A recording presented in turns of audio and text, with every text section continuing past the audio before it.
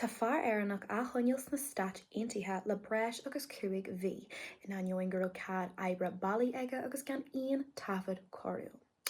Is as chundé Kilkenny do Séamus Colleton a go I man fuair a caite agus é chomaint bhaile ón obair I Massachusetts. Bhí sé na chónaí na stát aontaithe le beagnach 20 bliain agus tá sé pósta le Saoránach Meiriceánach. Mar sin haon tógu I gomáid é ag Immigration agus Customs Enforcement agus tógu é go Heeney chónaí I Texas. Dúirt Séamus gur ifreann iomlán atá sa síl sa champa chónaí ag chuir síos mar champa chónaithe nua aimsire.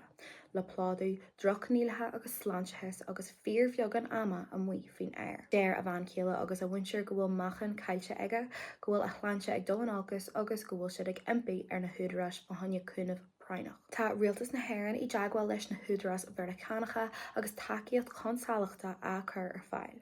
Agus tásúil gan ar dófar an cáslinn caintena ard level sna stát aontaithe. Idir an dálinn leanan trid Séamus ar son a hiirse agus leanan an díosbrocht faoi bhartais in America agus carta déana.